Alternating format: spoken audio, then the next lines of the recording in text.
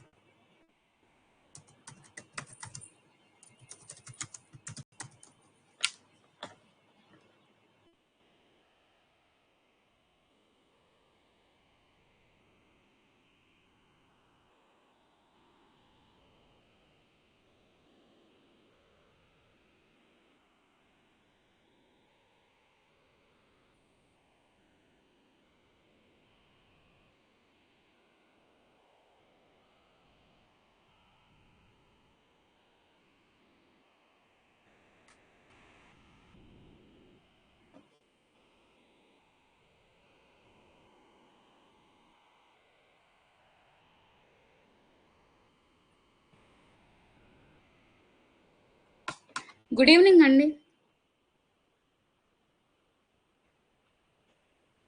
Start చేద్దామా? ఒక 2 minutes wait చేద్దామా?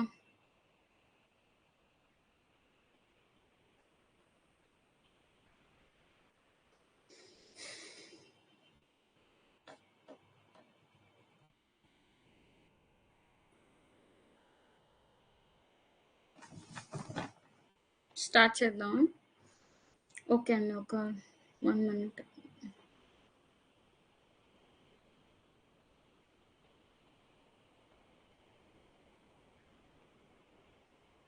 ఓకే. ఇవాళ మీరు అసలు స్ట్రాటజీ ఎలా ఉండాలి?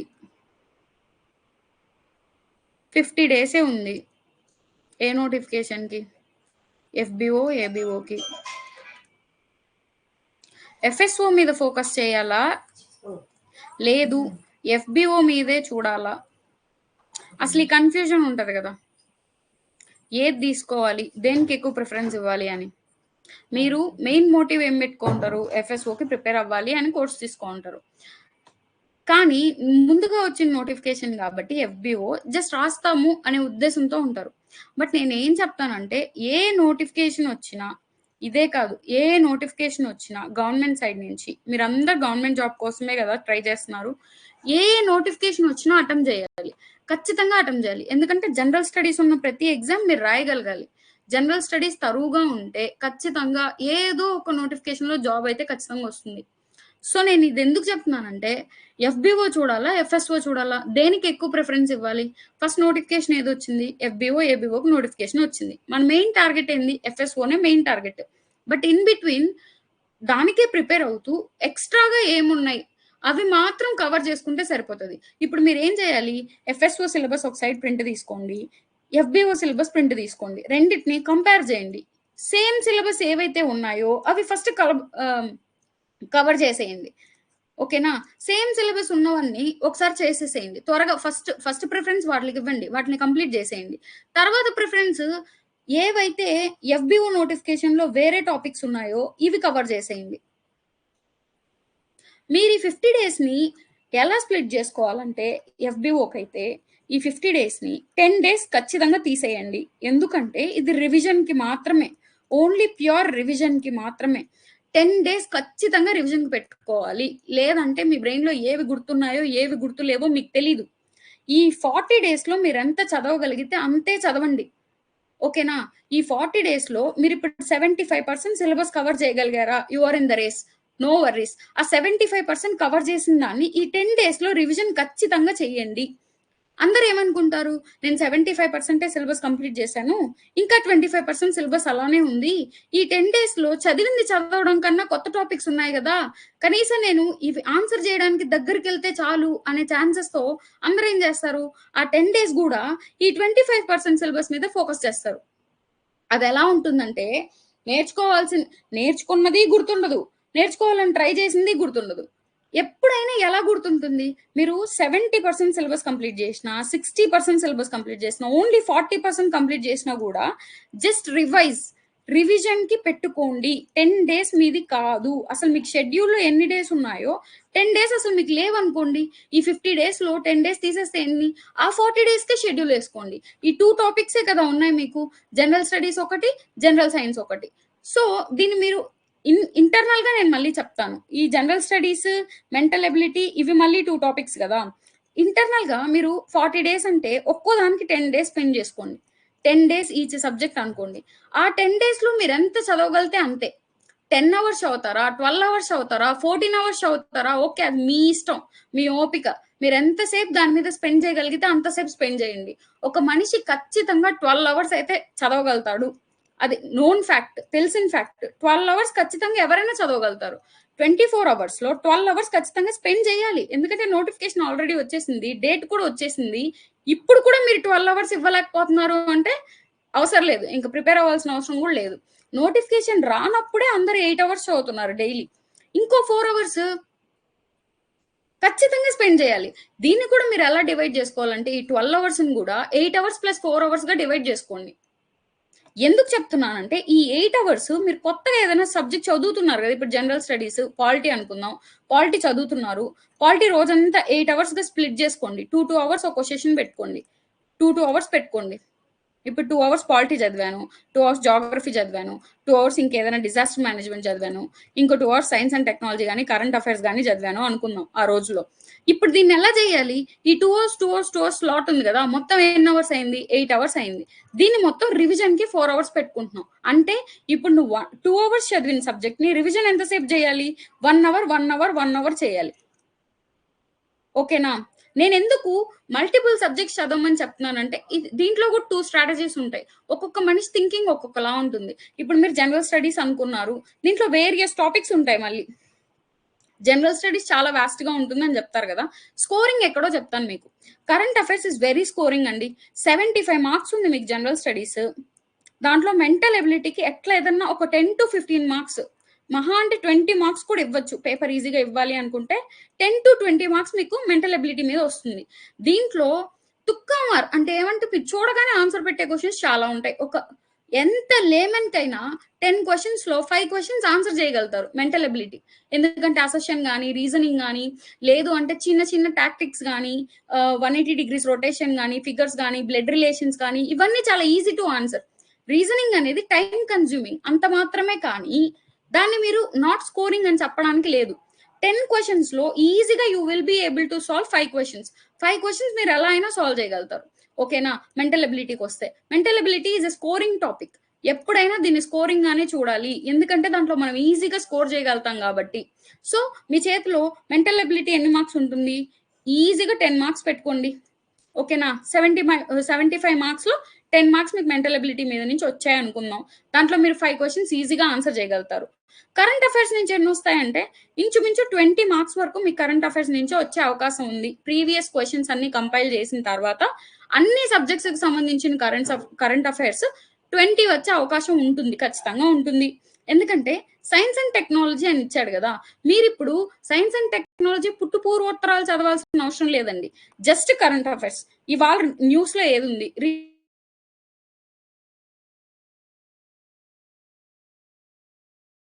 ఈ నెలలో నోటిఫికేషన్ వచ్చింది. ఈ నెల ఏంటి? జూలై. జూలైకి ముందు నుంచి ఫస్ట్ ఎలా చదవాలంటే, ఇవాళటి కరెంట్ అఫైర్స్ ఇవాళ కంప్లీట్ చేసేయాలి. దీనికి 2 రోజుల ముందు కరెంట్ అఫైర్స్ కూడా ఇవాళే ఐ మీన్ చదివేసేయాలన్నమాట. అంటే మీరు ఈ రోజు ఎన్ని కరెంట్ అఫైర్స్ చదవాలి? 3 డేస్ కరెంట్ అఫైర్స్ కంప్లీట్ చేయాలి. ఇలాగా మీరు రేపేం చేస్తారు? రేపు 18థ్ అనుకుందాం. 18థ్ కదా రేపు డేట్. 18థ్‌కి ఎలా చేయాలి? 18థ్ కరెంట్ అఫైర్స్ కంప్లీట్ చేయాలి. ఇప్పుడు మీరు 17థ్ కరెంట్ అఫైర్స్ నిన్న చదివారు కదా! అదొకసారి రివిజన్ చేయాలి. నిన్న చదివిన రివిజన్ చేయకపోతే కరెంట్ అఫైర్స్ కూడా మీకు గుర్తుండవు. కాబట్టి ఇలా ప్రిసీడింగ్ డేట్కి వెళ్ళాలి, నెక్స్ట్ డేట్కి వెళ్ళాలి. సో మీరు రోజుకి 3 days కరెంట్ అఫైర్స్ కంప్లీట్ చేస్తూ ఉండాలి. ఇలా కంప్లీట్ చేస్తేనే ఆ 50 days ఏదైతే ఉందో అప్పట్లోపల మీరు 4 months కరెంట్ అఫైర్స్ కంప్లీట్ చేయగలుగుతారు. 6 months అనేది అందరు చెప్తారండి, 6 months కరెంట్ అఫైర్స్ చదవాలి, ఖచ్చితంగా చదవాలి అంటారు. నేనేం చెప్తానంటే 4 months చాలు మనకి. ఎందుకంటే మనకి రిమైనింగ్ సబ్జెక్ట్స్ కూడా ఉన్నాయి. ఇప్పుడు పాలిటీ ఉంది, జోగ్రఫీ ఉంది, ఎకనామీ ఉంది, ఇవన్నీ కూడా మనం చదవాలి కదా. మొత్తం కరెంట్ అఫైర్స్ మీదే టైం పెట్టేస్తే మనకి అసలు టైం ఉంటుందా? ఇప్పుడు మనం ఎన్ని అవర్స్, 14 hours, దాంట్లో 4 hours తీసేద్దాం. అప్పుడు ఇంకెన్ని అవర్స్ ఉంది? 10 hours ఉంది. దీంట్లో ఇది పాసిబుల్ కాదు, 8 hours చదువుతారనుకో, 12 hours మనిషికి ఫోకస్ చేసే శక్తి ఉంటుంది జనరల్ గా. బట్ రివిజన్ చేసేటప్పుడు ఆ లాస్ట్ 10 days లో మాత్రం 14 hours చదవాల్సిన అవసరం ఖచ్చితంగా ఉంటుంది. మీరు ఈ 8 hours లో ఈ కరెంట్ అఫైర్సే చదువుతారా, జనరల్ స్టడీస్ సబ్జెక్ట్సే చదువుతారా, ఫారెస్ట్రీయే చదువుతారా? ఇవన్నీ ఇంపాసిబుల్ కదా, ఇట్స్ నాట్ పాసిబుల్ కదా. మరి నేనేం చెప్తానంటే ఒక స్ట్రాటజీ చెప్తాను మీకు అందరికి. ఇప్పుడు మీరు ఈ సబ్జెక్ట్స్ ని ఎలా డివైడ్ చేసుకోవాలి, డివైడ్ చేసుకున్న తర్వాత ఎలా ప్లాన్ వేసుకోవాలి, మీకు ఒక ప్లాన్ వేసుకోవాలి. ఎలా ప్లాన్ వేసుకోవాలి, ప్లాన్ ని మీరు స్ట్రిక్ట్ గా ఫాలో అవుతున్నారా లేదా, మిమ్మల్ని మీరు మోసం చేసుకోవద్దు. ఫస్ట్ థింగ్, మీరు ఎవరినో మోసం చేయాల్సిన అవసరం లేదు, మిమ్మల్ని మీరు మోసం చేసుకోవద్దు. నేనేం చెప్తానంటే ఎప్పుడైనా ఒకటే చెప్తాను, మనల్ని మనం మోసం చేసుకున్నాం అంటే ఎప్పటికీ పైకి రాలేం. నేను చదువుతున్నాను అనే భ్రమలో ఉండడం చాలా తప్పు. చాలా వరకు అదొక భ్రమ అని చెప్పాలి. చదువుతున్నాను అని నిన్ను నువ్వు మోసం చేసుకోవద్దు. ఫస్ట్ థింగ్, నువ్వెవడికి ఏం చెప్పాల్సిన అవసరం లేదు. నీకు తెలుసు కదా ఇవాళ నువ్వు ఎంత కంప్లీట్ తెలుసు, అది నువ్వు ఇంకొకరు చెప్తే తెలుసుకోవాల్సిన అవసరం లేదు. నిన్ను నువ్వు మోసం చేసుకోవద్దు. 100% నువ్వు టైం ఇస్తున్నావా లేదా అనేది నువ్వు చెక్ చేసుకో. End of the day night నిద్రపోయేటప్పుడు హార్ట్ఫుల్ గా నువ్వు నిద్రపోగలిగితే ఆ రోజు నువ్వు కష్టపడి చదివినావు అని అర్థం. ప్లస్ ఇంకొకటి, లాస్ట్ మినిట్ టెన్షన్స్, ఇంకా సిలబస్ కంప్లీట్ కాల, ఇది మానేయండి. ఫస్ట్ సిలబస్ అయ్యేది అవుతూ ఉంటుంది, మీరు చేయాల్సింది చేస్తూ ఉండండి.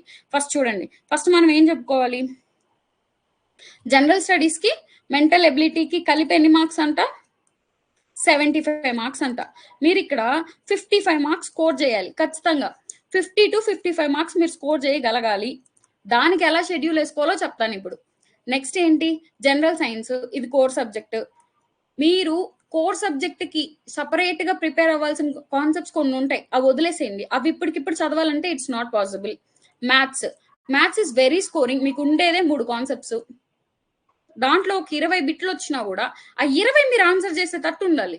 మ్యాథ్స్ చాలా చాలా చిన్న చిన్న క్వశ్చన్స్ వస్తాయి, మీరు సాల్వ్ చేయగలుగుతారు. పీవైక్యూస్ చూసుకోండి, ప్రెసెంట్ ఎస్ఎస్సి క్వశ్చన్స్ చూసుకోండి. ఎస్ఎస్సి లో కూడా ప్రిలిమినరీ క్వశ్చన్స్ ఒకటి చూడండి, మెయిన్స్ లెవెల్ క్వశ్చన్స్ మీరు టచ్ చేయాల్సిన అవసరం లేదు.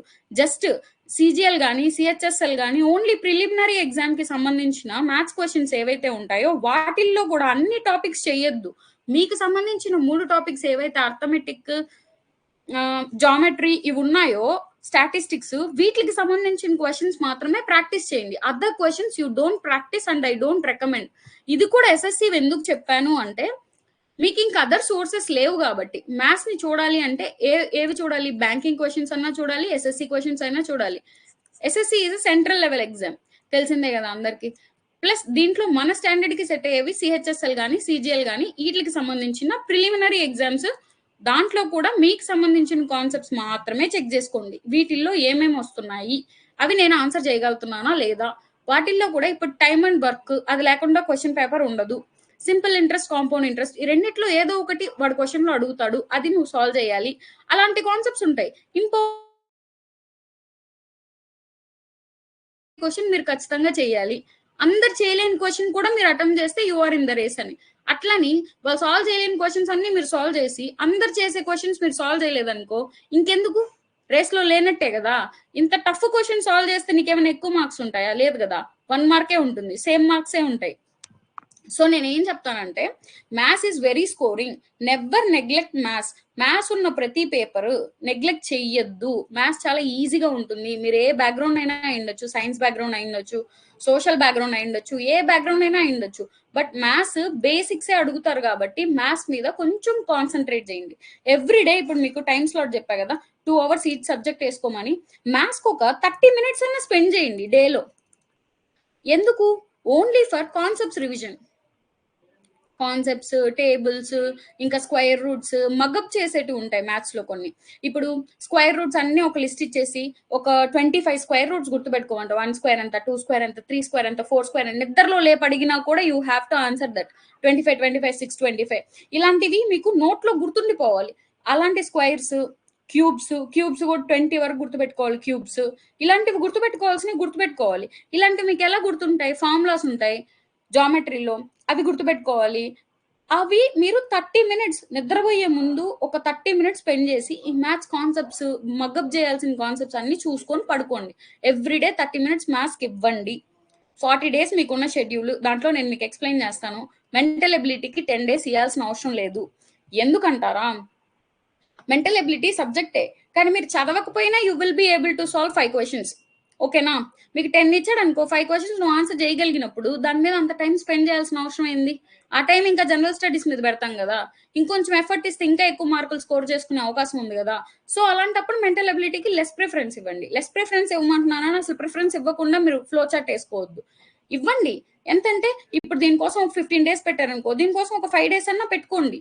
ఎందుకంటే అస్సలు తెలియని వాళ్ళు ఉంటారు. మెంటల్ ఎబిలిటీ అంటే ఏంటో కూడా తెలియని వాళ్ళు ఉంటారు. వాళ్ళకేంటి, వాళ్ళకి అవన్నీ లాసే కదా. సో అట్లా మీకు కాన్సెప్ట్ వైజ్ ఇప్పుడు మ్యాథ్స్ బ్యాక్గ్రౌండ్ ఉన్నోడికి మెంటల్ ఎబిలిటీ ఈజీగా ఉంటుంది. ఇంకా జనరల్ సైన్స్ కష్టంగా ఉంటుంది. వాళ్ళు ఏం చేయాలి, ఇక్కడ టైం అవసరం లేదనుకుని ఇక్కడ 2 డేస్ స్పెండ్ చేసుకోండి. అప్పుడు మ్యాథ్స్ మీద ఒక 5 డేస్ స్పెండ్ చేసుకోండి. ఈ జనరల్ సైన్స్ కి ఒక ఎక్కువ టైం ఇవ్వండి, ఒక 10 to 15 డేస్ ఇవ్వండి. అలాగే మీ బ్యాక్గ్రౌండ్ ని బట్టి సబ్జెక్ట్ కి టైం ఇవ్వడం నేర్చుకోండి. ఓకేనా? ఫస్ట్ మనం జనరల్ స్టడీస్ ఎలా స్కోర్ చేయాలో చూద్దాం. జనరల్ స్టడీస్ మొత్తం మార్క్స్ ఎన్ని? 75 మార్క్స్. ఓకేనా? ఫస్ట్ చూడండి, జనరల్ సైన్స్ అని ఇచ్చేసాడమ్మా వేగ్గా. దీంట్లో మనం చూస్తే బాగా అర్థమయ్యేది ఏంటంటే సైన్స్ అండ్ టెక్నాలజీకి ఎక్కువ ప్రిఫరెన్స్ ఉంది. ఇప్పుడు మీరు గమనించినట్లయితే ఏ ఎగ్జామ్ జరిగినా సైన్స్ అండ్ టెక్నాలజీ మీద క్వశ్చన్ లేకుండా ఇవ్వట్లేదు పేపర్. కాబట్టి మీరు సైన్స్ అండ్ టెక్నాలజీ ఎలా వస్తుంది మీకు? Current affairs. మీకున్న ఓన్లీ సోర్స్ ఏంటి? Current affairs. మంత్లీ మ్యాగజైన్స్ అయినా ఉండొచ్చు, మీకు ఏది కంఫర్టబుల్ అనిపిస్తే అది. మంత్లీ మ్యాగజైన్స్ అయినా ఉండొచ్చు. రీసెంట్ గా సైన్స్ అండ్ టెక్నాలజీ మీద నేషనల్ లో ఏం తీసుకొచ్చారు, ఇంటర్నేషనల్ లో ఏం తీసుకొని వచ్చారు, ఇంకా ఆంధ్రప్రదేశ్ ఏదైనా ముందుకు తీసుకెళ్తుందా, ఏ విధంగా అయినా మనం ఏదైనా తీసుకొని వచ్చామా, ఇలాంటివి చూసుకోవాలి. ఈ 3 లెవెల్స్ లో సైన్స్ అండ్ టెక్నాలజీ అప్గ్రేడేషన్ ఏమైనా రీసెంట్ లాంచెస్ ఉన్నాయా, చంద్రయాన్ 3 ఇలాంటివన్నీ ఇంపార్టెంట్ ల్యాండ్ మార్క్స్ ఉంటాయి. ల్యాండ్ మార్క్స్ ఇప్పుడు చంద్రయాన్ 3 ఎప్పుడో లాంచ్ చేశారు, బట్ ఏంటి, ఎందుకు అది ల్యాండ్ మార్క్ అయింది? అలాంటి ఇంపార్టెంట్ ఉంటాయి. ఇంపార్టెంట్ అన్నవి మాత్రం ఖచ్చితంగా చూసుకోండి. నేను లిస్ట్ అవుట్ ఇచ్చేస్తాను మీకు. సైన్స్ అండ్ టెక్నాలజీలో ఇంపార్టెంట్ కాన్సెప్ట్స్ అని నాకు అనిపించినటివి, నా ఎక్స్పీరియన్స్ వల్ల, లేదా మీకు ఇంకా ఇంపార్టెంట్ అనిపించినవి మీరు చదువుకోండి. నాకు ఇంపార్టెంట్ అనిపించినవన్నీ లిస్ట్ ఇచ్చేస్తాను. ఓకేనా? సైన్స్ అండ్ టెక్నాలజీలో ఇంపార్టెంట్, ఇవి రీసెంట్ గా జరిగింది, ఇవి అడిగే అవకాశం ఉంది అనుకున్నవి నేను ఇస్తాను. మీకు అనిపించినవి మీరు యాడ్ ఆన్స్ చేసుకోండి. సో దీన్ని చూస్తే మనకి ఏమర్థమైంది? సైన్స్ అండ్ టెక్నాలజీ కాన్సెప్ట్ ఉంది, అది కరెంట్ అఫైర్స్ నుంచి వస్తుంది అని అర్థమైంది. ఓకే, నెక్స్ట్ ఇక్కడ ఏం చెప్పాడు? డైరెక్ట్ గా కరెంట్ అఫైర్స్ అని ఇచ్చేసాడు. ఏమేమి ఇచ్చాడు? నేషనల్ లెవెల్లో కానీ, స్టేట్ ఆఫ్ ఆంధ్రప్రదేశ్ లో కానీ, ఎక్కడైనా కరెంట్ అఫైర్స్ ఏం జరిగాయి అని చెప్పాడు. అంటే మీకు ఫస్ట్ది కరెంట్ అఫైర్స్ అని అర్థమైంది, సెకండ్ది కరెంట్ అఫైర్స్ అని అర్థమైంది. ఇంచుమించు మీకు ఎన్ని పార్ట్స్ ఉన్నాయి? 8 పార్ట్స్ లో 2 పార్ట్స్ ఏం జరిగింది? కరెంట్ అఫైర్స్ అనిపించింది. అంటే మీరు ఏం చేయాలి? Current affairs never neglect, daily చదవాలి. ఎలాంటి టైంలో చదువుతారు? మీరు ఏదైనా మనల్నే ఫాలో అవ్వాల్సిన అవసరం లేదు. యూట్యూబ్ నైనా ఫాలో అవ్వండి, దేన్నైనా ఫాలో అవ్వండి. కరెంట్ అఫైర్స్ మ్యాగజైన్స్ అయినా ఫాలో అవ్వండి, లేదు మీకు హిందూ న్యూస్ పేపర్ వస్తుంది, న్యూస్ పేపర్ అయినా ఫాలో అవ్వండి. బట్ ఏంటంటే మీరు బ్రేక్ఫాస్ట్ తినే టైంలో, లేదు లంచ్ చేసే టైంలో, అలా వాకింగ్ చేసే టైంలో, అలాంటప్పుడు కరెంట్ అఫైర్స్ చూసుకుంటూ చేయండి. ఓకేనా? ఎందుకంటే కరెంట్ అఫైర్స్ కూర్చొని చదవాలంటే ఇట్స్ నాట్ పాసిబుల్. విననన్నా వినాలి, లేదా చదవనన్నా చదవాలి. అది కూడా ఎలా చదవాలి? ప్రతిదీ గుర్తుపెట్టుకోవాలి అని చదవద్దు. ఊరికే అలా రీడింగ్ ఇచ్చుకుంటూ వెళ్ళండి. ఊరికే చదివినంత వరకు చదవండి, అదొక స్టోరీలా చదివేయండి కరెంట్ అఫైర్స్ ని. ఎందుకంటే ప్రతిదీ నువ్వు గుర్తుపెట్టుకోవాలంటే it is not possible. Current affairs అనేది మహాసముద్రం. దాంట్లో మీరు గుర్తుపెట్టుకోవాలా వద్దా అనుకుంటే అన్ని గుర్తుపెట్టుకుంటా పోతే మెయిన్ సబ్జెక్ట్స్ ఎగిరిపోతాయి. కాబట్టి కరెంట్ అఫైర్స్ చూసుకుంటూ, స్టోరీలా చూసుకుంటూ, లేదా న్యూస్ చూస్తూ, ఈటీవీ న్యూస్ చూడండి. 9 PM కి ఏదో వస్తుంది న్యూస్, అది చూడండి. 7 AM కి ఒకసారి వస్తుంది న్యూస్. ఈటీవీ న్యూస్ అవసరమైన వరకు చూసుకోండి. ఇన్నోవేషన్స్ ఏవైనా ఉంటే వాటి గురించి డెప్త్‌గా చూడాలి అనుకుంటే చూడండి. ఓకేనా? సో, మీకు 2 చాప్టర్స్ ఏమొచ్చాయి? కరెంట్ అఫైర్సే వచ్చాయి. సో, మీరు కరెంట్ అఫైర్స్ కనీసం 1 అవర్ స్పెండ్ చేయగలగాలి. అది నీకు అర్థమైంది అనుకుంటున్నాను. నెక్స్ట్ ఏంటి? History of India. Indian history vast అండి. మోడర్న్ ఉంది, మెడివల్ ఉంది, యాన్షియంట్ ఉంది. ఇప్పుడు ఈ 3 పార్ట్‌లు కూర్చొని చదువుతారా అంటే నో ఛాన్సెస్. అది అవసరమే లేదు. నేనేం చెప్తానంటే హిస్టరీ ఆఫ్ ఇండియా చదవాలి అనుకుంటే focus on modern history. Modern హిస్టరీలో అడ్వెంట్ ఆఫ్ యూరోపియన్స్ అవి స్కోరింగ్. యూరోపియన్స్ ఎప్పుడొచ్చారు? వాస్కోడి గామా ఎందుకొచ్చాడు? ఇలాంటివి అడిగే అవకాశం ఉంది. లేదు 1857 రివోల్ట్ ఎప్పుడు జరిగింది? సిపాయి మ్యూటినీ అని ఎందుకు పెట్టారు? యాక్ట్స్ వచ్చాయి. చార్టర్ యాక్ట్స్ అంటారు వాటిని. చార్టర్ యాక్ట్స్ అంటే ఏంటి? నెక్స్ట్ ఇండియా ఇండిపెండెన్స్ యాక్ట్స్ అంటే ఏంటి? యాక్ట్స్ చూడండి. యాక్ట్స్ అనేటివి చాలా ఇంపార్టెంట్. మీకు హిస్టరీ చదవాలి అంటే ఫస్ట్ ఏం చదవమంటున్నాను? మోడర్న్ చదవండి. మీరు ఫ్లో చార్ట్ ఇప్పుడు తయారు చేయాలి ఏన్షియంట్, మెడివల్, మోడర్న్ అంటే ఇట్స్ ఇంపాసిబుల్. సో, ఫస్ట్ మీరు హిస్టరీ చదవాలి అనుకుంటే go with modern history. Modern హిస్టరీలో కూడా టాప్ 100 బిట్స్, టాప్ 500 బిట్స్ అని ఉంటాయి. అవైనా చూసుకోండి మీకు టైం లేకపోతే. లేదు మీరు సీరియస్‌గా చదువుతానంటే just focus on modern history. Modern history of India. దాంట్లో కూడా చార్టర్ యాక్ట్స్ అలాంటివి ఉంటాయి. తర్వాత దీన్ని ఇప్పుడు మీరు ఇక్కడ మోడర్న్ స్టార్ట్ చేశారు కదా! ఏపీ గురించి చదవాలి కదా! ఏపీలో కూడా మోడర్నే స్టార్ట్ చేయండి ఫస్ట్. ఎందుకంటే ఇప్పుడు మీరు ఏన్షియంట్‌లో చాల్కోలిథిక్ ఏజ్, నియోలిథిక్ ఏజ్ ఇవన్నీ వస్తాయి. రాతి మనుషులు ఎలా స్టార్ట్ అయింది, హ్యూమన్ బీయింగ్ ఎవల్యూషన్ ఎలా జరిగింది, ఇండస్ వ్యాలీ సివిలైజేషన్ ఎందుకు వచ్చింది, ఇవంతా చదువుతూ కూర్చుంటే ఎప్పుడు మీరు మోడర్న్‌కి వస్తారు? మోడర్న్‌లోనే ఎక్కువ బిట్లు పడతాయి. ఎప్పుడు ఎగ్జామ్ జరిగినా మోడర్న్ మీద బిట్ లేకుండా ఎగ్జామ్ పేపర్ ఉండదు. మోడర్న్ మీదే ఫోకస్ చేయండి. ఏవి ఇక్కడ అడ్వెంట్ ఆఫ్ యూరోపియన్స్ చదివేశారా? వెంటనే ఇక్కడికి వెళ్ళండి. దీంట్లో కూడా అడ్వెంట్ ఆఫ్ యూరోపియన్స్ చూడండి. ఏపీలో ఎక్కడెక్కడ పోర్ట్స్ ఉన్నాయి, ఎక్కడెక్కడ వాళ్ళ స్థావర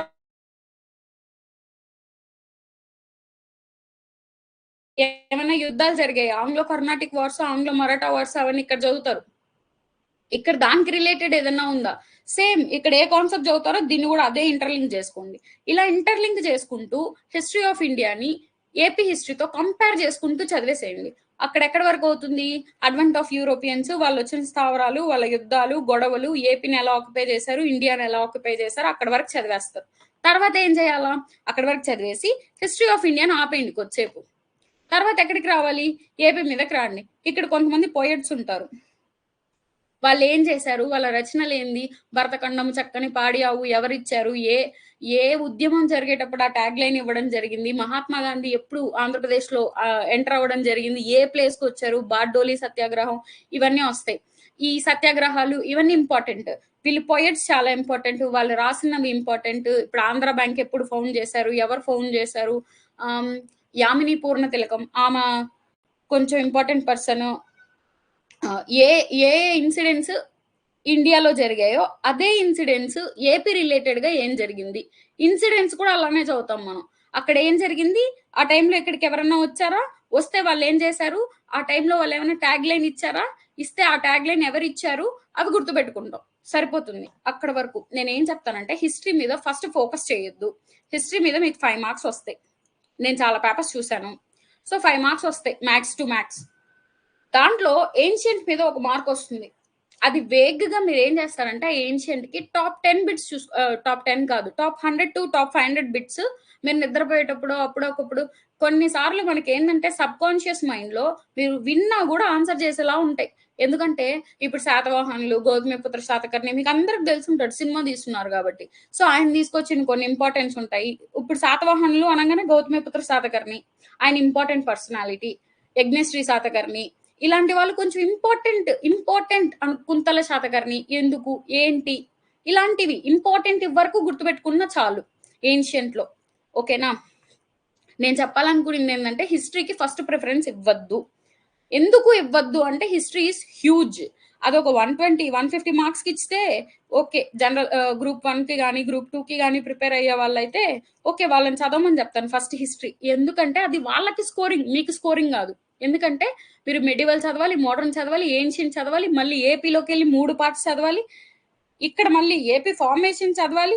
ఆంధ్రప్రదేశ్ ఎలా ఫార్మ్ అయింది? ఆంధ్ర ఎలా ఫార్మ్ అయింది? తెలంగాణతో ఎందుకు మెర్జ్ అవ్వాలి? తమిళనాడుతో ఎందుకు మెర్జ్ అయ్యాము? అసలు ఈ రీజన్స్ ఏంది? తర్వాత సీఎంస్ ఎవరెవరు వచ్చారు, ఇప్పటి వరకు సీఎం ఎంతమంది పరిపాలించారు, యునైటెడ్ గా ఉన్నప్పుడు ఎవరు పరిపాలించారు, స్ప్లిట్ అయిన తర్వాత ఎన్ని సీఎంస్ మారారు, వాళ్ళు ఏమైనా తీసుకొని ఇంత డెప్త్ గా ఉంటుంది హిస్టరీ.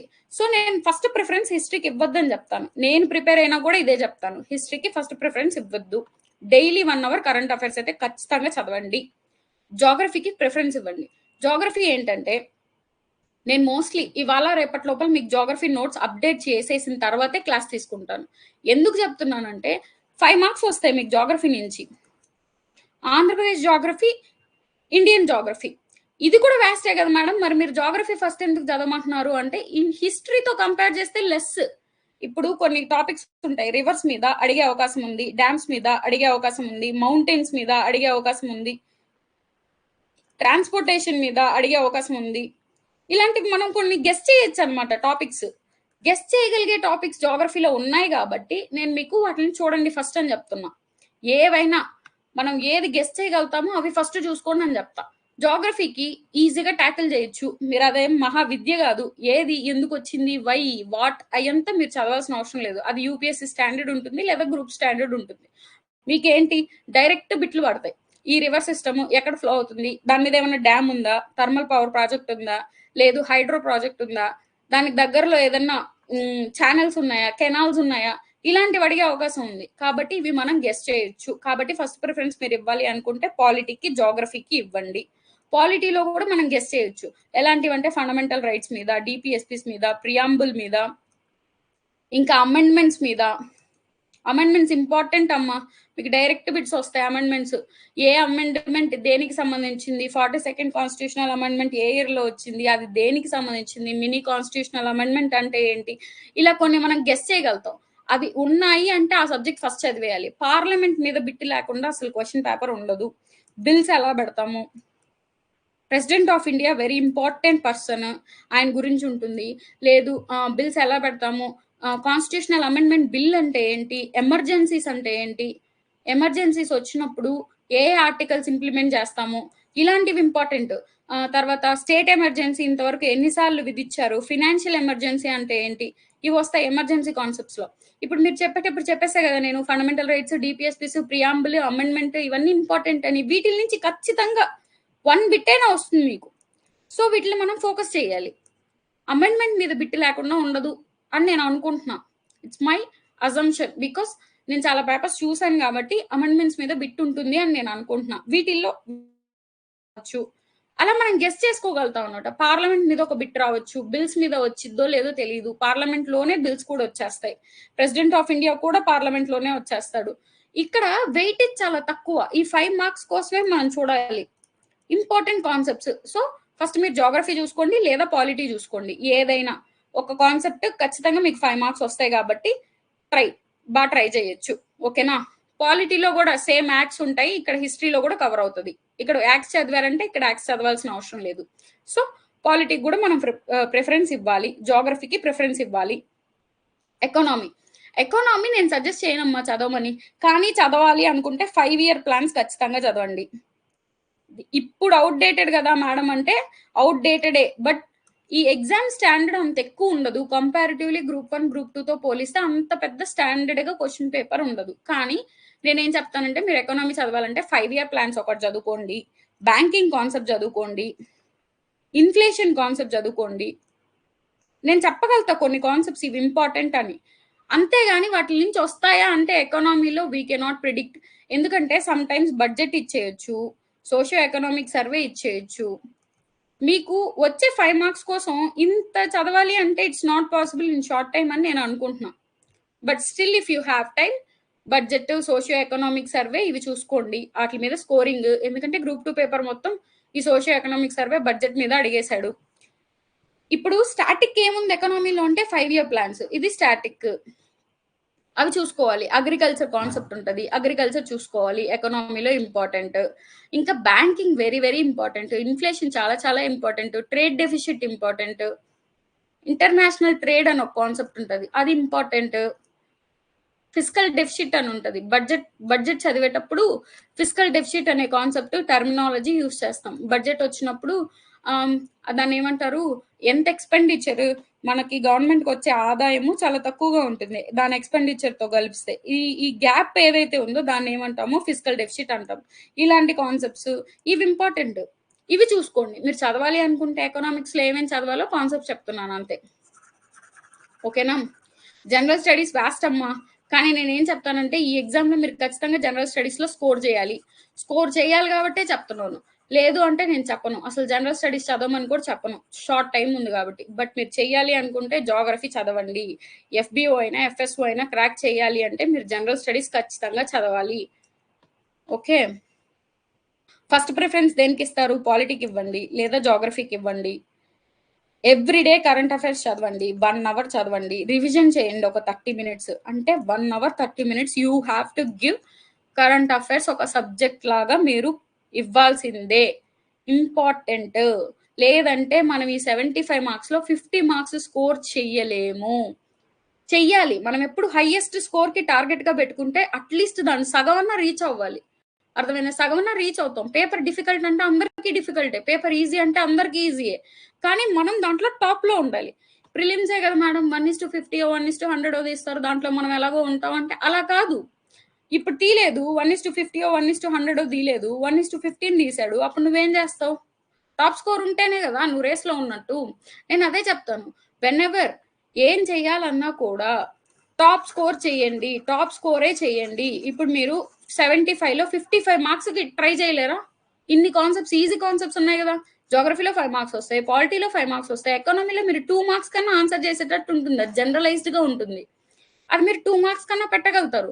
ఈ హిస్టరీలో చెప్పేసాను మోడర్న్ చదువుకోండి. మోడర్న్‌తో కంపేర్ చేస్తూ ఏపీ మోడర్న్ చదువుకోండి. ఇంకా ఏపీ హిస్టరీకి సంబంధించి ఏన్షియంట్‌లో టాప్ 500 బిట్స్ కొట్టండి.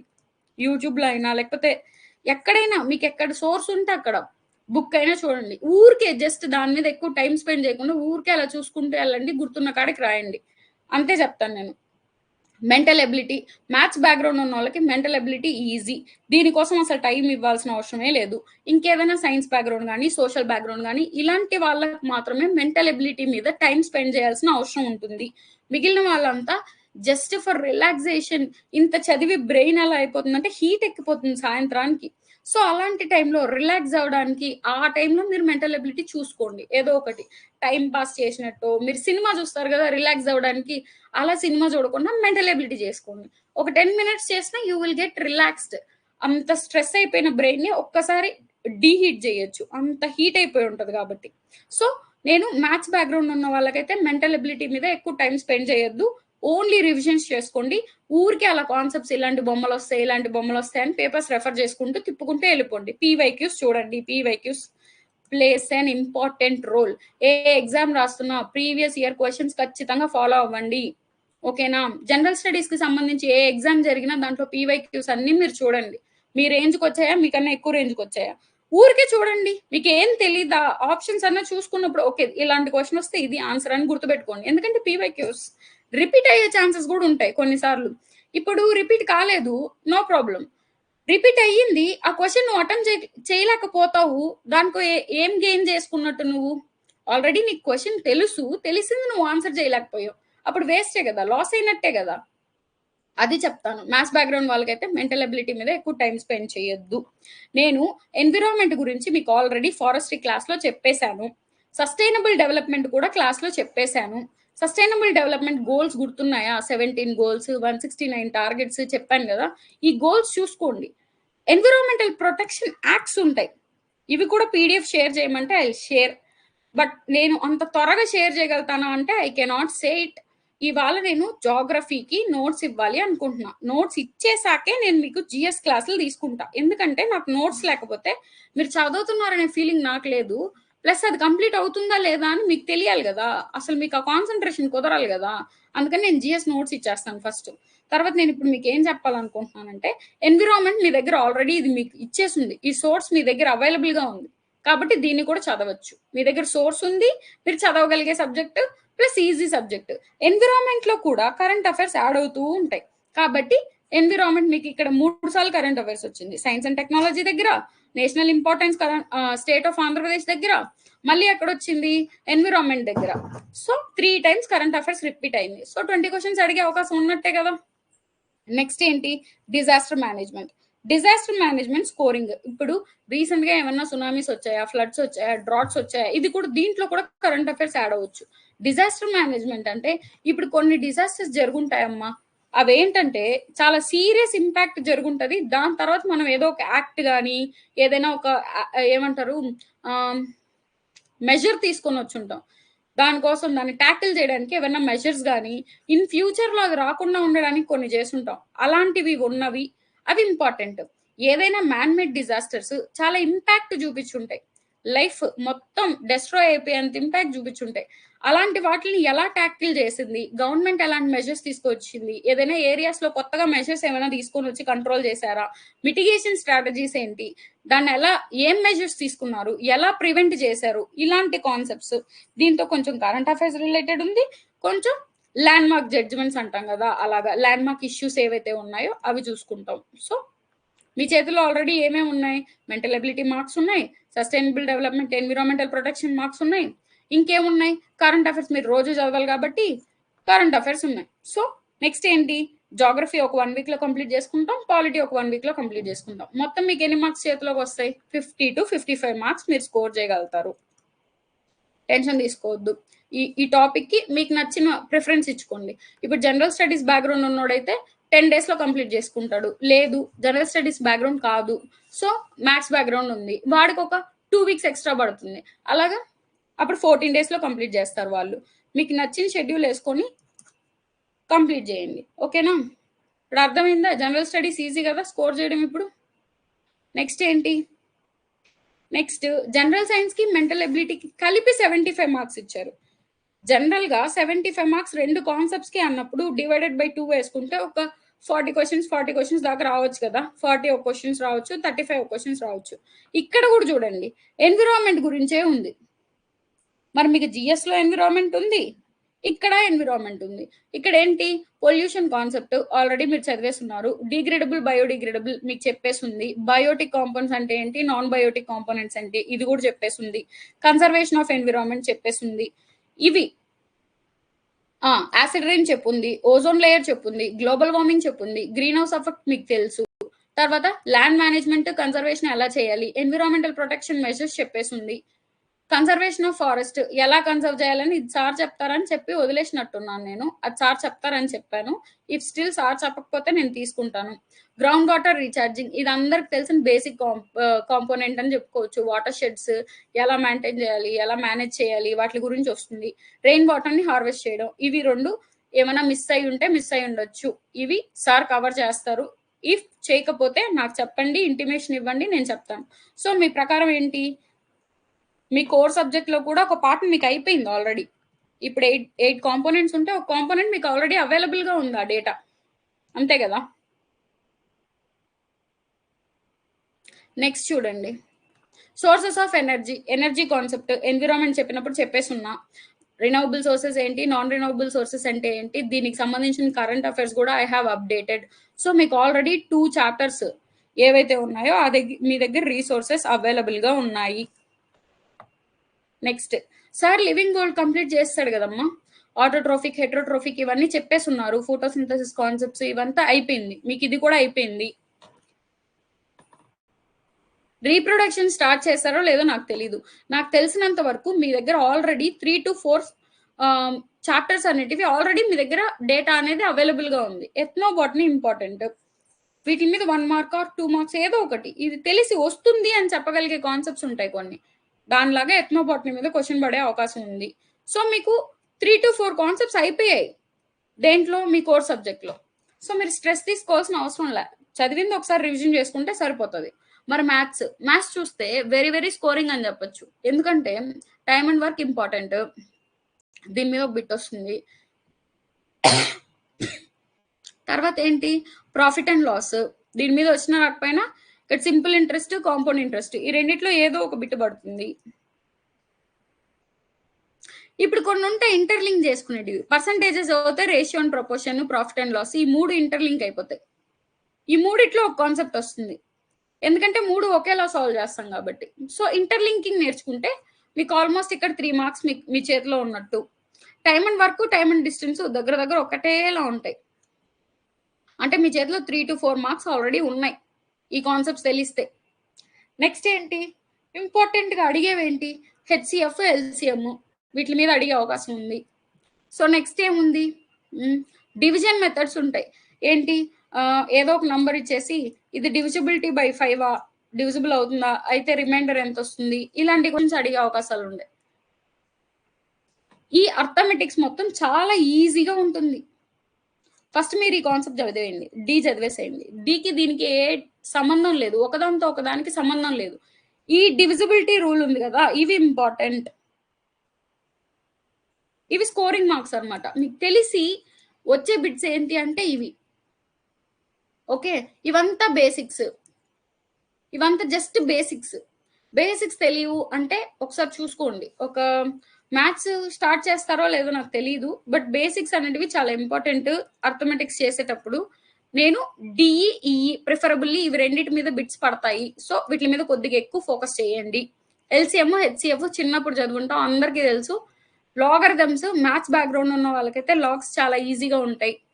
Log A by B A formula use చేయాలి, log A power M A formula వస్తుంది, ఇవి తెలిసి ఉంటాయి లాగరిథమ్స్ మ్యాథ్స్ బ్యాక్గ్రౌండ్ ఉన్న వాళ్ళకి. అదర్వైజ్ లాగ్స్ కొంచెం వాళ్ళకి ఏమైనా కష్టం అనిపించవచ్చు, ఎవరికి కష్టం అనిపించవు. ఫార్ములా టేబుల్స్ ఉంటే అవి రివిజన్ చేసుకుంటా ఉంటే ఎవరికి కష్టం అనిపించవు. ఓకేనా. సో మనం అర్థమెటిక్స్ లో ఏదేది ఇంపార్టెంట్ అని తీసుకున్నాం, డి కానీ ఈ కానీ, ఇంకా స్కోరింగ్ అనిపిస్తే ఎఫ్ కూడా స్కోరింగే, ఎందుకంటే హెచ్సిఎఫ్ ఎల్సిఎంఏ కాబట్టి చాలా ఈజీగా ఉంటాయి కాబట్టి. Okay, next geometry. జామెట్రీ చాలా ఈజీ, అన్నిటికన్నా ఈజియెస్ట్ ఏదైనా ఉందంటే ఫిగర్ ఇచ్చేసి జామెట్రీ ఏదో ఒక ఫిగర్ ఇచ్చేస్తాడు. యాంగిల్ ఇక్కడ ఇంత ఉంది, ఇక్కడ ఎంత ఉంటది అని అడుగుతాడు. లేదు, ఈ యాంగిల్ ఈ యాంగిల్ ఇచ్చి ఈ యాంగిల్ కనుక్కోమంటాడు, ఈ యాంగిల్ ఇచ్చి ఈ యాంగిల్ కనుక్కోమంటాడు. అలాగా యాంగిల్స్ మొత్తం, ఒకవేళ ఈ 3 యాంగిల్స్ ఇచ్చేసి ఈ లెఫ్ట్ ఓవర్ యాంగిల్ ఎంత అంటాడు. లైన్స్ మీద అయితే యాంగిల్స్, ప్లేన్స్, ఫిగర్స్, ఇది మొత్తం ఈజీగా ఉంటుంది. జామెట్రీ అయితే చెప్పాల్సిన అవసరమే లేదు. దీంట్లో ఇంపార్టెంట్ ఏంటంటే సిమిలర్ ట్రయాంగిల్స్, దీని మీద క్వశ్చన్ ఖచ్చితంగా ఉంటుంది. సిమిలర్ ట్రయాంగిల్స్ మీద క్వశ్చన్ లేకుండా జామెట్రీలో క్వశ్చన్ ఉండదు అని చెప్పుకోవచ్చు. ఓకేనా. తర్వాత దీంట్లో ఎక్కువ ఇంపార్టెంట్ ఏంటంటే సర్కిల్స్ ఇంపార్టెంట్, తర్వాత ప్యారలల్ లైన్స్, సిమిలర్ ట్రయాంగిల్స్, కాంగ్రుయెన్సీ, ఇవి రెండు ఒకేలా ఉంటాయి, కొద్దిగా దగ్గర దగ్గరగా ఉంటాయి. సో ఈ 2 కాన్సెప్ట్స్ ఇంపార్టెంట్.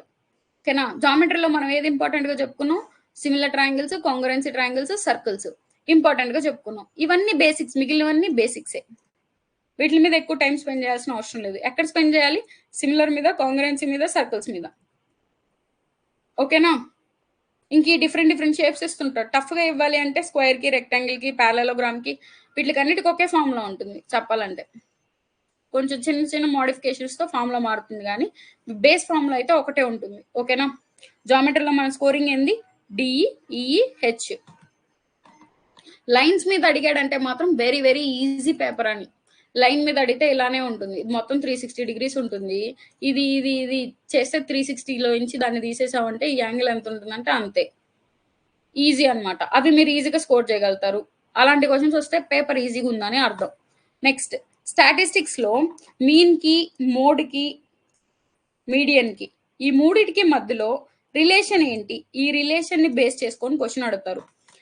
ఏదో ఒకటి ఇచ్చేస్తాడు, మీడియన్, మోడు, ఇది ఇచ్చేసి మీన్ కనుక్కోమంటాడు, లేదు ఇవి రెండు ఇచ్చి ఇది కనుక్కోమంటాడు. ఇలాంటి రిలేషన్ మీద ఇంపార్టెంట్ అనమాట, రిలేషన్ మీద క్వశ్చన్ పడే అవకాశం ఉంది. సో అవి మీరు చూసుకోవాలి.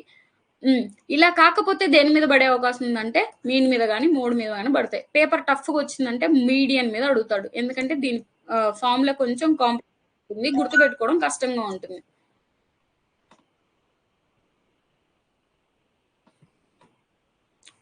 సారీ, ఏం జరుగుతుంది.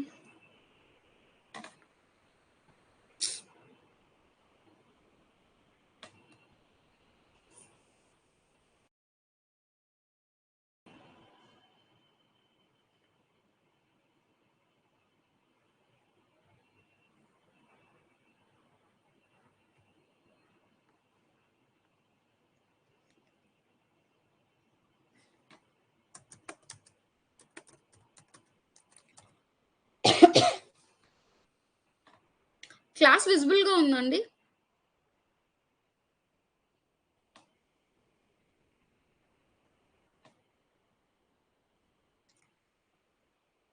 క్లాస్ విజిబుల్‌గా ఉందా? నాట్ విజిబులా?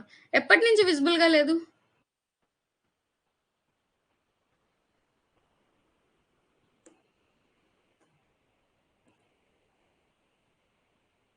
ఎప్పటి నుంచి? చాలా సేపటి నుంచా? ఇప్పటి నుంచేనా? జస్ట్ నౌ అయితే నో ప్రాబ్లమ్. ఓకే. ఇప్పుడొస్తుందా?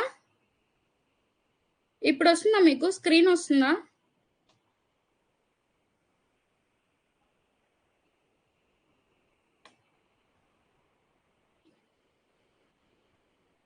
ఓకే. మరి స్టాటిస్టిక్స్ ఇంపార్టెంట్ అంటే ఏం చెప్పుకున్నాం? మీన్, మీడియన్, మోడ్ వీటిల మధ్య ఉన్న రిలేషన్ లేదా ఇండివిడ్యువల్‌గా వీటిల మీద అడిగే అవకాశం ఉంది అని చెప్పుకున్నాం. ఓకేనా? సో, ఇంపార్టెంట్ ఏవి అని చూసుకుంటాం. బార్ చార్ట్స్ ఇవి మీకందరికి తెలిసిందే. మ్యాథ్స్ బ్యాక్‌గ్రౌండ్ అయితే ఈజీగా ఆన్సర్ చేసేస్తారు. పై చార్ట్స్ వస్తాయి. అలాగా పర్సెంటేజెస్ ఉంటాయి.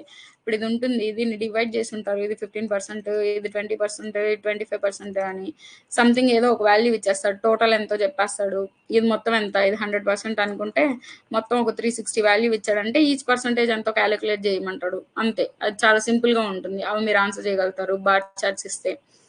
స్టాటిస్టిక్స్‌లో మీరు గుర్తుపెట్టుకోవాల్సిన ఇంపార్టెంట్ కాన్సెప్ట్ ఏంది? ఈ రిలేషన్ ఇండివిడ్యువల్‌గా ఇవి చూసుకుంటాం. అంతే. సో, మీకిప్పుడు ఎంత వరకయింది? మీరు దీంట్లో ఒక 50 మార్క్స్ స్కోర్ చేయగలిగితే, అదొక 55 మార్క్స్ దాకా రాగలిగితే, అప్పుడు మీకెన్ని మార్క్స్ వస్తాయి? 105 మార్క్స్ వస్తాయి. అంటే మీరు ఇన్ ద సేఫ్ జోనా కాదా? 150కి 105 వస్తే you are in the safe zone అని. మీ కమ్యూనిటీ, క్యాస్ట్ ఇలాంటి క్రైటీరియాస్ ఏం పెట్టుకోకుండా చూస్తే 105 is the safe zone.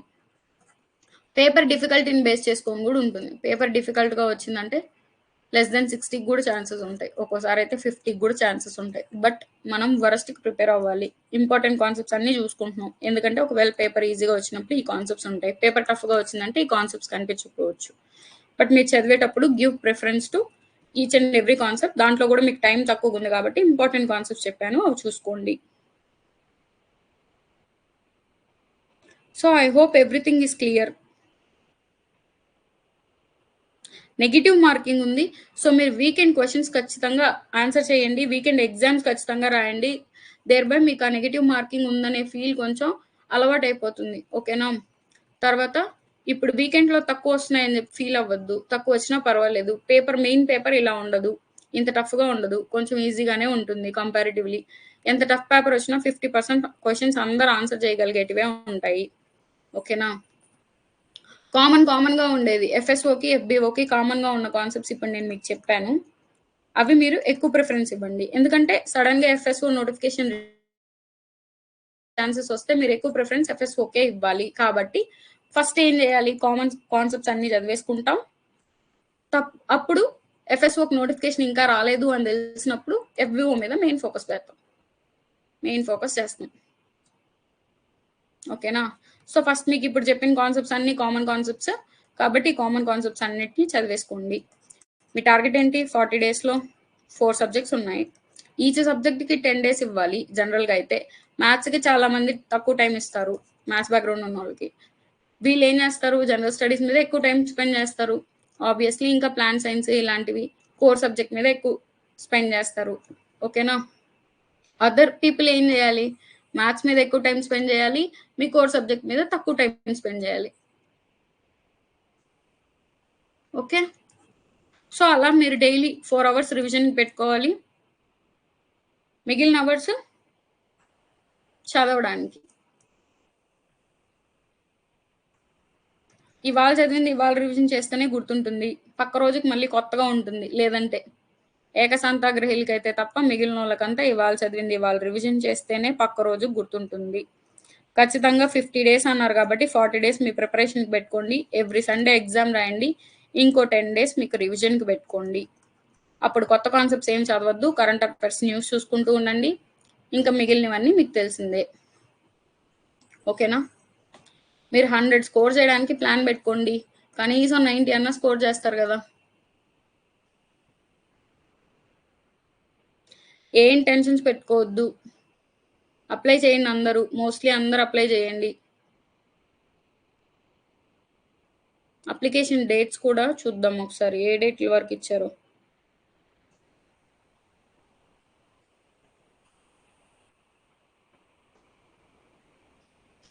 5th వరకు ఇచ్చారు. 16th నుంచి స్టార్ట్ అయింది. అంటే నిన్నటి నుంచి స్టార్ట్ అయింది. సో, త్వరగా అప్లై చేసేయండి. మళ్ళీ సర్వర్ ప్రాబ్లమ్స్ అవన్నీ వస్తాయి కాబట్టి త్వరగా అప్లై చేయండి. అప్లై చేసేసి దెన్ స్టార్ట్ ప్రిపేరింగ్. 40 డేస్ మీరు సీరియస్‌గా ప్రిపేర్ అవ్వండి. 10 డేస్ రివిజన్‌కి పెట్టుకోండి. డైలీ కరెంట్ అఫైర్స్ చూడండి. 1 to 1.5 అవర్ కరెంట్ అఫైర్స్ మీద స్పెండ్ చేయండి. కరెంట్ అఫైర్స్ రివిజన్ చేసుకోండి. రివిజన్ లేకపోతే మీకు గుర్తుండదు. ఇవాళ ఏది చూసారో రేపు ఇంకోసారి దాన్ని చూస్తేనే గుర్తుంటది. కరెంట్ అఫైర్స్ అనేటివి అలానే ఉంటాయి. మొత్తం స్టాటిక్ ఏంటి పేర్లు గుర్తుపెట్టుకోవాల్సినవి ఉంటాయి. ఎవరికి ఫస్ట్ ప్రైజ్ వచ్చింది, ఎవరికి సెకండ్ ప్రైజ్ వచ్చింది, ఎందుకు వచ్చింది, ఏ కంట్రీకి వచ్చింది, ఏ కంట్రీ ఏ శాటిలైట్ వదిలింది, ఎందుకు లాంచ్ చేసింది, అంత స్టాటిక్ అదేమంటారు గుర్తు బట్టివే ఉంటాయి. కాబట్టి మీరు రోజు చూస్తే తప్ప అవి గుర్తుండవు. అందులో ఈ రోజు వచ్చిన కరెంట్ అఫైర్స్ న్యూస్ రేపు కూడా కొద్దిగా రిపీట్ అయ్యే ఛాన్సెస్ ఉంటాయి. సో ఇలాంటివి రిపీట్ అయ్యేవి ఎక్కువగా ఉంటాయి కదా, వాటి మీద ఎక్కువ ఫోకస్ చేయండి. మీరు అలా రోజు చూస్తూ ఉన్నారంటే గుర్తుండిపోతాయి అవి. మీరు దానికోసంగా టైం స్పెండ్ చేయకపోయినా అవి మీకు గుర్తుంటాయి. ఓకేనా? సో ఎవ్రీవన్ అప్లై చేయండి. ఫస్ట్ ఓటీపీఆర్ రిజిస్ట్రేషన్ చేసుకోండి. ఓటీపీఆర్ రిజిస్ట్రేషన్ చేసుకున్న తర్వాత అప్లికేషన్ పెట్టండి. త్వరగా అప్లికేషన్స్ పెట్టేయండి. తర్వాత ఈ 40 డేస్ని ఎలా ప్రిపేర్ చేయాలో నీకు స్ట్రాటజీ కూడా చెప్పేశాను. టెన్షన్ పడొద్దు. ఓకే? ఏమైనా డౌట్స్ ఉంటే will interact, otherwise I'll close this session.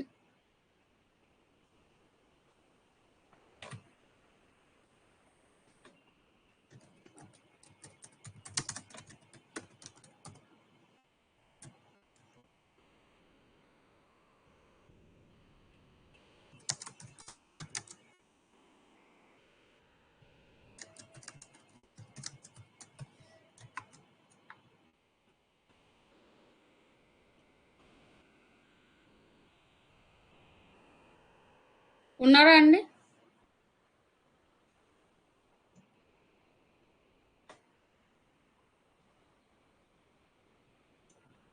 Strategy అయితే అర్థమైంది కదా, క్లియరే కదా? క్లోజ్ చేయొచ్చా సెషన్? లేదు ఇంటరాక్ట్ అవుతారా?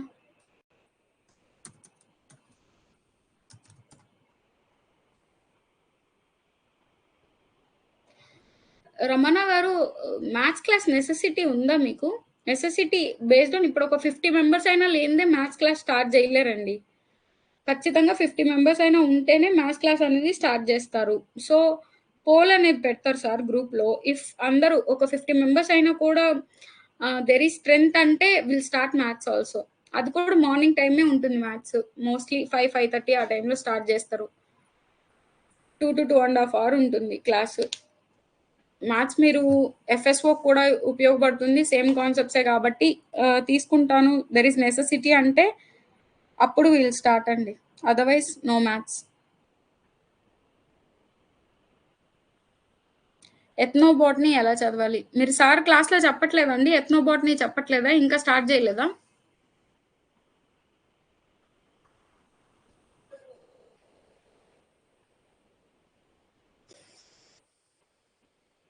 ఎథ్నోబాట్నీ ఎఫ్ఎస్ఓ సిలబస్లో కూడా ఉందా?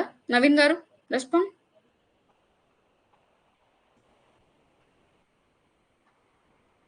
ఎథ్నోబాట్నీ పెద్ద కాంప్లెక్సిటీ ఏముండదండి. చాలా ఈజీగా ఉంటుంది ఎథ్నోబాట్నీ. చదివేటప్పుడు కూడా మీకు చాలా ఈజీ టర్మినాలజీతో ఉంటుంది. మీకు అది ఎఫ్ఎస్ఓ సిలబస్లో ఉంటే సార్ ఖచ్చితంగా క్లాస్లో ఎక్స్ప్లెయిన్ చేస్తారు. లేదు అంటే ఓకే, ఎఫ్ఎస్ఓ సిలబస్లో లేదు. సో అదర్ సోర్సెస్ ఏమున్నాయి ప్రెసెంట్ ఒకసారి మీరు అడగండి సార్ని. ఎథ్నోబాట్నీ చెప్తారా విడిగా ఏదన్నా అని. ఫీజిబిలిటీ ఉంటే చెప్తారు. లేదు అంటే you have to explore other options ఏమున్నాయి అని సెర్చ్ చేయాల్సిందే.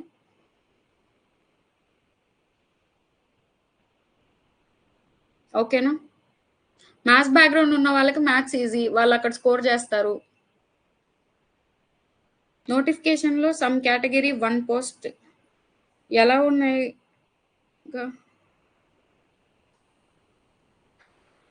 మీరు ఫస్ట్ ప్రిపేర్ అవ్వండి. రీసెంట్గా కేసెస్ కూడా వీటి మీదే జరుగుతూ ఉన్నాయన్నమాట. గ్రూప్ 2 కానీ గ్రూప్ 1 కానీ ఏంటంటే ఉమెన్ రిజర్వ్డ్ పోస్టులని ఒకటి అంటారు, లేదు మెన్ రిజర్వ్డ్ అంటారు. సో అది మీ చేతుల్లో లేదు. కాబట్టి మీరు ఏం చేయాలంటే you just have to prepare. ఆ 1 పోస్ట్ జనరల్ కేటగిరీ అనుకొని ప్రిపేర్ అవ్వాలి. అది ఉమెనా మెన్నా అనేది లాస్ట్లో మీరు ఫైనల్ అయ్యి రిపోర్ట్స్ అంతా తయారయ్యేదాకా అది మనకు తెలియదు. ఎలా అలొకేట్ చేస్తారు అనేది మనకు తెలీదు. కాబట్టి మీరు జస్ట్ ఏం చేయాలి అంటే ఆ పోస్ట్ ఉంది అంటే రాయాలంతే.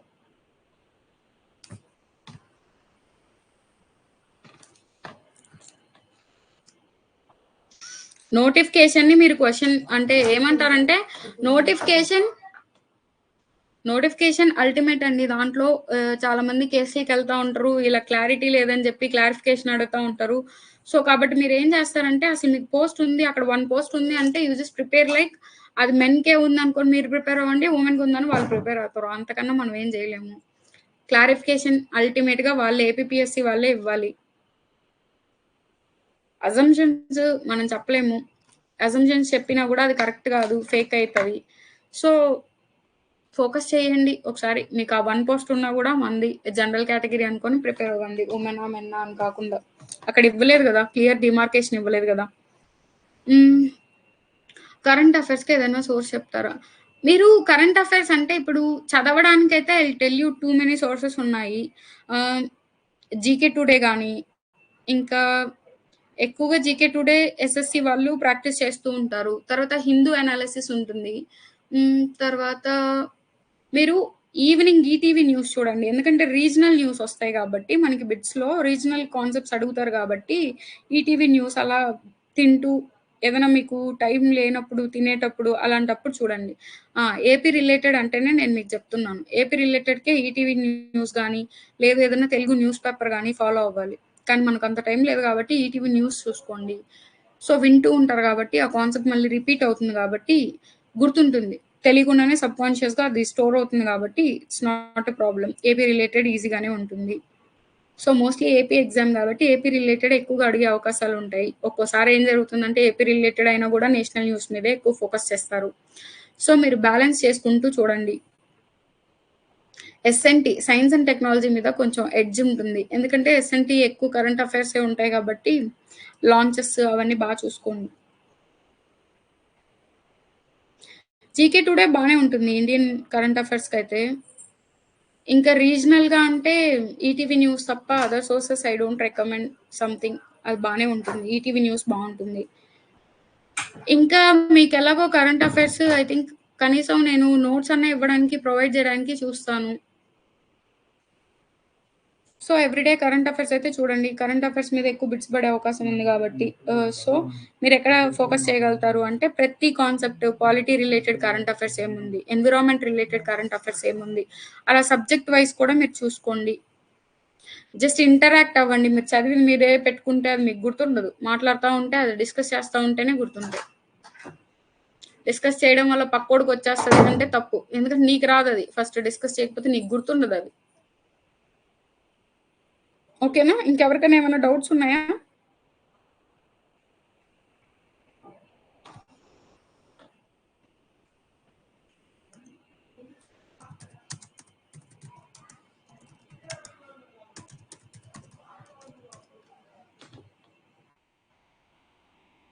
కరెంట్ అఫైర్స్‌కి విజన్ ఐఏఎస్ మ్యాగజైన్స్ కూడా బావుంటాయి. వాళ్ళది మంత్లీ బుక్లెట్స్ ఒస్తాయి గదా! అవి చాలా బావుంటాయి. కానీ మీకవి చాలా డెప్త్‌గా ఉంటాయి. మీరెక్కడి వరకు చదవాలి అనేది మీరు స్టాప్ జేయాలనే పాయింట్ మీకు తెలీదనమాట. సో, ఆహ్, ఐఏఎస్ రిలేటెడ్ అన్ని మ్యాగజైన్స్ ఒస్తాయి. బట్ వాటిలో మీరు ఫిల్టర్ చేసుకొని మీకు ఎక్కడి వరకు పడతది అనేది మీరు గెస్ చేయలేరు. కాబట్టి అది చెప్పలేకపోయాను నేను. సో, ఓకేనా? ఓకే అండి. Thank you.